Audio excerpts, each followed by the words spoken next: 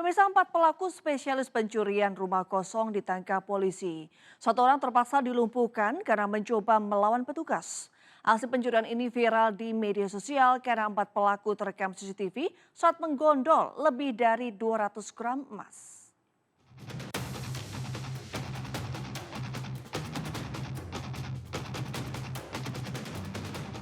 Aksi pencurian rumah kosong di Jalan Patuha Selatan, Bekasi, Jawa Barat viral di media sosial.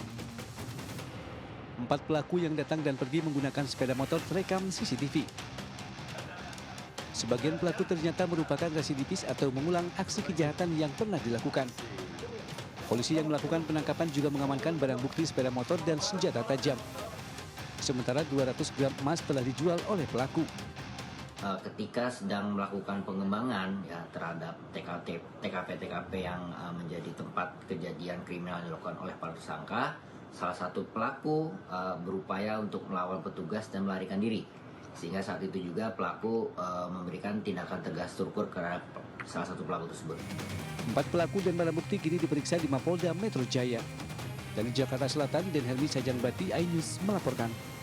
Aksi nekat jambret merampas kalung emas milik anak kecil pada siang hari di Sidoarjo, Jawa Timur terekam CCTV. Namun hanya dalam hitungan hari, pelaku akhirnya berhasil dibekuk oleh polisi.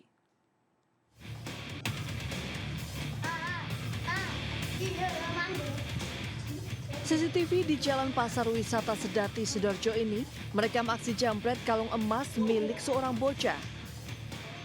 Pelaku mengendarai sepeda motor nekat beraksi pada siang hari saat kondisi cukup ramai lalu lalang warga. Namun, tidak butuh waktu lama bagi petugas untuk menangkap pelaku setelah mempelajari rekaman CCTV. Polisi bahkan tidak segan-segan memberi hadiah timah panas lantaran pelaku mencoba kabur saat ditangkap. AFN berusia 42 tahun ternyata seorang residivis yang sudah 2 kali masuk penjara dalam kasus serupa. Sudah 2 kali dia menjalani perkara yang sama. Jadi dia ke Pulau Jawa ini dalam rangka pulang kampung. Ternyata pulang kampung pun nggak sadar dia terinspirasi lagi dengan kegiatan-kegiatan lamanya. Polisi menyita barang bukti sepeda motor milik pelaku serta kaos yang dipakai tersangka saat beraksi. Akibat perbuatannya, pelaku bakal kembali merasakan dinginnya lantai tahanan setelah dijerat pasal pencurian dengan kekerasan dengan ancaman hukuman 9 tahun penjara. Dari Surabaya, Jawa Timur, Hari Tambayong, iNews melaporkan. Pemirsa, para calon menteri pemerintahan mendatang selesai mengikuti pembekalan yang digelar di rumah Presiden terpilih Prabowo Subianto. Apa saja yang dirasakan para calon menteri ini usai mengikuti pembekalan? Berikut liputannya. Tahap pertama acara pembekalan para calon menteri Kabinet Prabowo Gibran di Hambalang, Kabupaten Bogor berakhir Rabu sore menjelang malam hari. Pertemuan yang digelar secara tertutup dan dimulai sejak pukul 9 pagi itu tepatnya baru selesai sekitar pukul 18 waktu Indonesia bagian Barat. Secara berangsur-angsur, para calon menteri ini terlihat keluar meninggalkan kediaman Prabowo. Supratman Andi Aktas yang pertama terlihat keluar. Disusul kemudian Muhaimin Iskandar alias Caimin, Agus Harimurti Yudhoyono, Agus Gumiwang Kartasasmita, Wahyu Sakti Trenggono, Mutia Hafid, dan sejumlah tokoh lainnya. Baik, Pak, jabatan Pak Sekti belum tahu. Baik, makasih Pak. Semuanya yang membantu, ini bukan bicara menteri, semua yang membantu kerja dengan cepat dan baik dan kompak. Swasembada pangan, kita fokus untuk swasembada pangan dan bila perlu dicapai dalam secepat mungkin. Diproyeksiin jadi menteri apa nih Pak kira-kira? Nanti. Sama menteri harus saling kerjasama dan jangan ada korupsi. Itu yang paling ditekankan. Itu yang paling ditekankan oleh beliau. Bapak sendiri kebagian di posisi mana Pak? Insya Allah kalau tidak ada perubahan saya diberi amanah sebagai Menteri Pendidikan Dasar dan Menengah. Pendidikan dasar dan menengah. Ya, dari masa ke masa pemerintahan RI selalu saja ada menteri perempuan yang berkiprah di dalam kabinet. Begitu pula dengan pemerintahan Prabowo Gibran. Setidaknya ada 6 menteri perempuan yang sudah dipanggil dan siap menduduki pos-pos kementerian di kabinet mereka.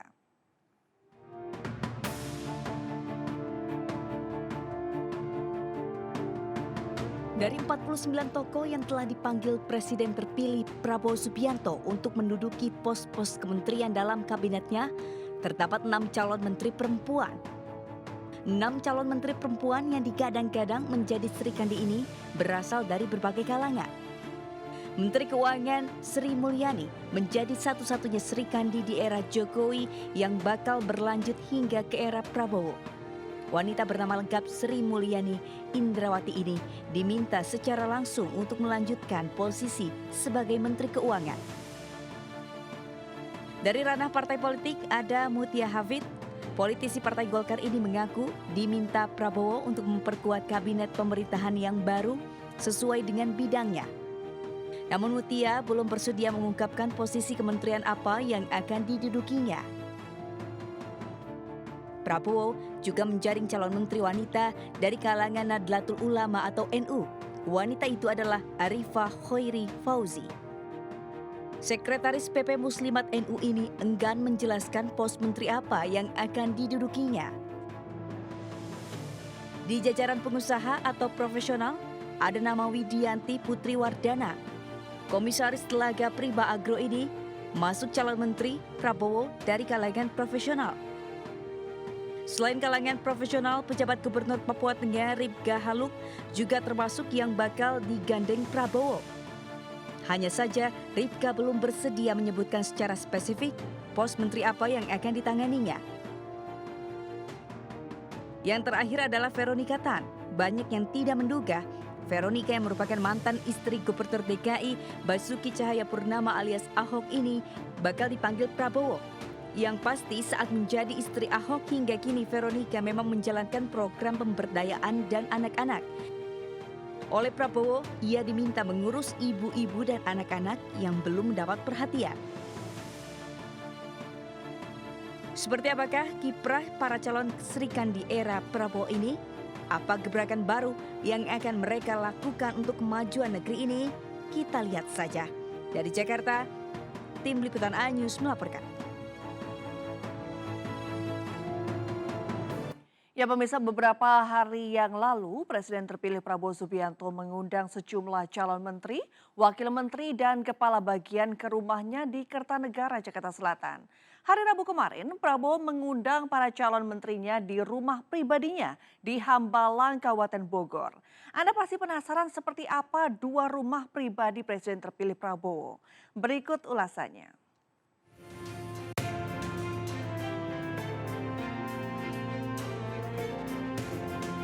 Presiden terpilih Prabowo Subianto selama beberapa hari ini mengadakan pertemuan dengan calon menteri, wakil menteri, dan kepala badan. Setelah mengundang puluhan calon di rumah Kertanegara, Jakarta Selatan, Prabowo juga mengundang para calon menteri di kediamannya di Hambalang, Kabupaten Bogor, Jawa Barat untuk mengikuti pembekalan. Prabowo sendiri diketahui memiliki 2 rumah, di Hambalang dan di Kertanegara. Berikut ulasan kedua rumah tersebut. Rumah Hambalang yang dikenal sebutan Padepokan Garuda Yaksa diketahui terletak cukup jauh dari jalan utama. Pintu masuk rumah Hambalang ini berbentuk khas berupa gapura yang terbuat dari batu bata. Rumah Hambalang ini memiliki tanah luas untuk Prabowo merawat kuda-kudanya. Prabowo diketahui berdomisili di Hambalang karena ia melakukan pemungutan suara di kawasan dekat rumahnya saat Pilpres 2024 lalu.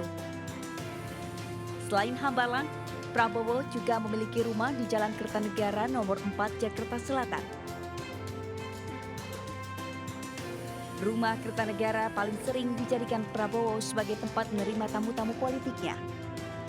Di rumah ini, Prabowo memanggil sejumlah nama yang digadang-gadang menjadi calon menteri, wakil menteri, dan kepala badan yang masuk ke jajaran kabinetnya.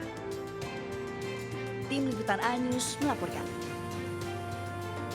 Pemirsa, politisi senior sekaligus calon Gubernur DKI Jakarta nomor urut 3 Pramono Anung menyambangi rumah Ketua Umum PDI Perjuangan Megawati Soekarno Putri di Jalan Teuku Umar, Menteng, Jakarta Pusat.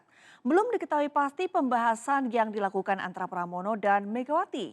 Namun sebelumnya Pramono diketahui bertemu Prabowo di kediamannya di Kertanegara. Politisi PDIP Pramono Anung menyambangi rumah Megawati Soekarno Putri di Jalan Teuku Umar, Menteng, Jakarta Pusat pada Rabu petang. Pertemuan yang berlangsung selama kurang lebih setengah jam berlangsung tertutup dari awak media. Saat ditanya awak media, Pramono tidak menjawab tujuan dari pertemuan dirinya dengan Presiden RI kelima Megawati Soekarno Putri. Sebelumnya di sela-sela pemanggilan calon menteri dan calon wakil menteri, Pramono sempat menyambangi kediaman Presiden terpilih Prabowo Subianto di Kertanegara. Pertemuan itu dilakukan lantaran dirinya diundang dan berkomunikasi dengan baik dengan Prabowo. Pramono pun menegaskan akan siap bekerja sama dengan Prabowo apabila dirinya nanti terpilih sebagai Gubernur DKI Jakarta dalam Pilkada Jakarta 2024.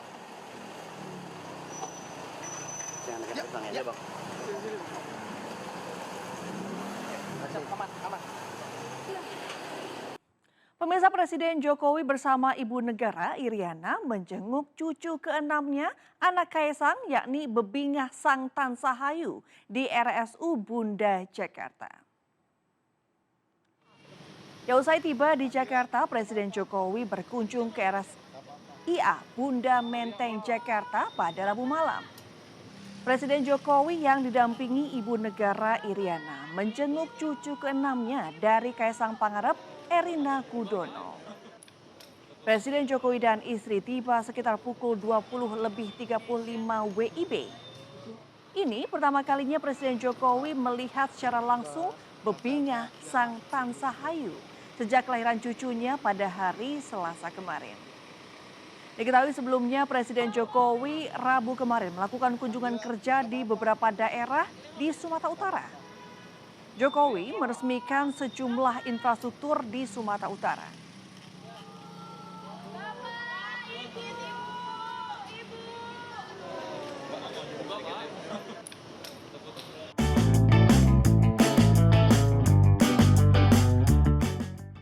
Ya, kita beralih ke informasi kuliner pemirsa. Bagi Anda pecinta seafood wajib untuk merasakan kuliner yang satu ini, yakni ikan bakar bumbu parape rica-rica.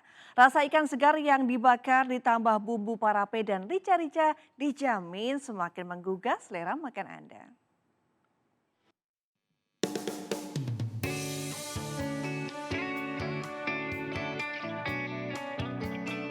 Bagi Anda penggemar seafood, di kota Bau-Bau, Sulawesi Tenggara, tepatnya di Jalan Budi Utomo, terdapat sebuah rumah makan yang menawarkan berbagai olahan ikan segar dengan cita rasa rumahan. Salah satu menu andalan di rumah makan ini adalah ikan bakar dengan bumbu parape dan rica-rica yang sangat populer di kalangan pengunjung lokal maupun wisatawan. Bumbu parape adalah bumbu khas dari Makassar yang terkenal dengan rasa manis dan gurihnya. Sementara itu, rica-rica adalah bumbu khas dari Manado yang terkenal dengan cita rasa pedasnya. Perpaduan antara bumbu parape yang manis dan bumbu rica-rica yang pedas menciptakan harmoni rasa yang sangat memikat di lidah. Bumbu rica, pedis, jadi rasanya kalau digabung balance. Yang bikin enaknya di sini itu karena ikannya kita bisa pilih sendiri, jadi lebih fresh, lebih segar. Satu porsi menu ikan bakar bumbu parape rica-rica ini dibanderol dengan harga Rp50.000 yang bisa dinikmati untuk 2 orang. Dari kota Bau-Bau, Sulawesi Tenggara, Andi Eba, A-News melaporkan.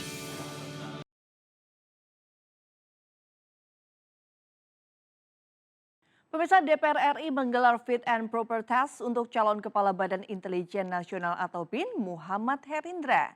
Ketua DPR RI Puan Maharani menekankan kepada Herindra untuk bisa bekerja secara netral.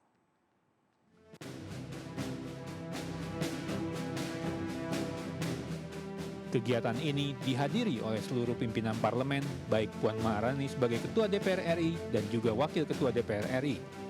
Fit and proper test kepada calon Kepala Badan Intelijen Nasional atau BIN Muhammad Herindra ini juga dilakukan oleh perwakilan semua fraksi yang ada di DPR.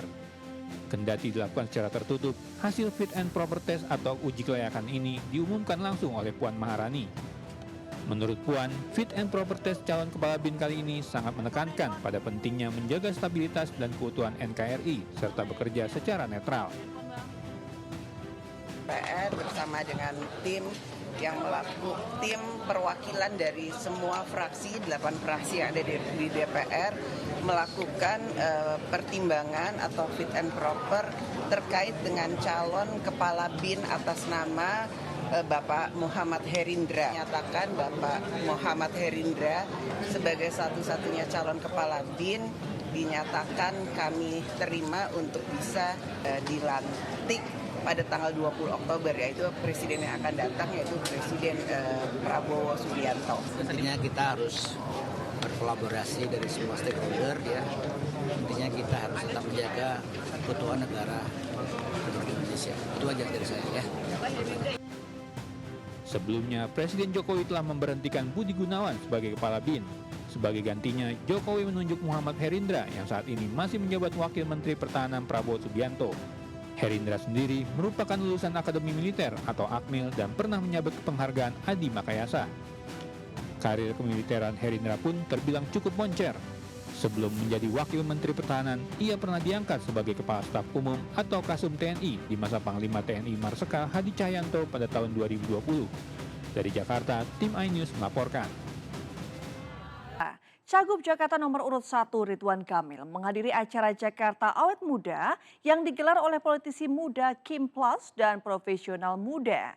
Sementara pasangan Cagup Jakarta nomor urut 3 Pramono Rano Karno menghadiri forum komunikasi anak Betawi yang mendeklarasikan dukungan untuk keduanya.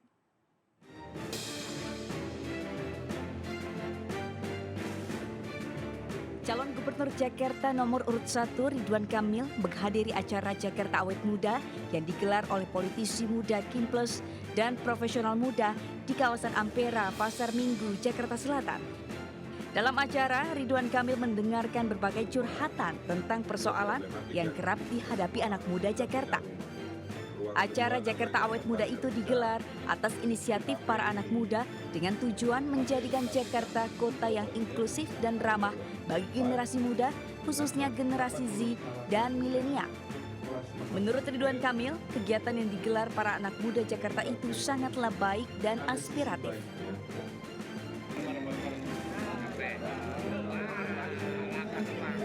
Sementara pasangan calon gubernur, cagup, dan wakil gubernur Cawagup Jakarta nomor urut 3, Pramono Anung Rano Karno, menghadiri Forum Komunikasi Anak Betawi Forkabi di Cipete, Jakarta Selatan. Forkabi mendeklarasikan dukungan untuk pasangan calon gubernur Jakarta nomor urut 3 tersebut. Pramono Anung, calon gubernur nomor urut 3, merasa bersyukur mendapatkan dukungan dari Forum Komunikasi Anak Betawi Forkabi dan Forum Betawi Rempuk FBR. Tim Liputan iNews melaporkan. Pemirsa, RCTI Plus kembali menggelar nonton bareng pertandingan Timnas Indonesia melawan Timnas China di La Piazza Sumarekon Mall Kelapa Gading, Jakarta Utara. Kegiatan ini sekaligus memfasilitasi para supporter Timnas Indonesia yang ingin memberikan langsung dukungan kepada Timnas Garuda yang tengah berjuang lolos ke Piala Dunia 2026.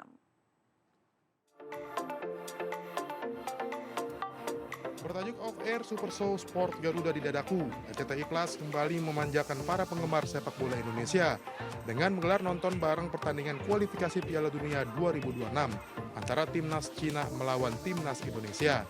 Selain nonton bareng, ribuan supporter yang memadati area La Piazza Sumarekon Mall Kelapa Gading ini juga disuguhkan dengan penampilan musisi kenamaan Adrian Khalif, Mucha Irin Dacil, serta dance competition dan berbagai games interaktif dengan hadiah menarik. Kita akan membuat nobar untuk semua match Timnas Indonesia yang bertanding dari mulai World kualifikasi gitu kan sampai ke nanti insya Allah di AFF di bulan Desember, Januari pun kita juga akan membuat kayak gitu. Seneng banget, seru acaranya, terus kayak tadi nyanyi beberapa lagu, tadi nambah lagu gue saking serunya, jadi ya nama lagu nasionalis kan, Made in Jakarta, lagu pertama gue di Babarus, jadi kayak yuk kita semangatin Indonesia gitu konsepnya. Masyarakat pecinta bola sangat mengapresiasi acara nobar yang digelar RCTI Plus ini dan sangat terfasilitasi dalam memberikan dukungannya kepada Timnas Indonesia yang tengah berjuang lolos ke Piala Dunia 2026. sudah lama kita kurang semangat ya, tetapi dengan adanya timnas yang itu kita tetap semangat. Dan RCTI luar biasa, saluran yang wow. Kita harus kasih berapa jempol ya? 2 jempol kurang. 2 jempol, oke. RCTI, oke. Meski menuai kekalahan dari timnas Cina dengan skor 2-1, namun timnas Garuda tampil sangat mengesankan dengan mendominasi jalannya pertandingan. Jalan menuju Piala Dunia 2026 pun masih terbuka lebar bagi tim asuhan Sintayong ini. Rencananya RCTI Plus akan menghadirkan kembali nobar bertajuk Off Air Super Soul Sport Garuda di Dadaku ini di bulan November mendatang sebagai bentuk dukungan penuh untuk timnas Indonesia. Dari Jakarta, Widya Bayujati, Indra Okta, iNews melaporkan.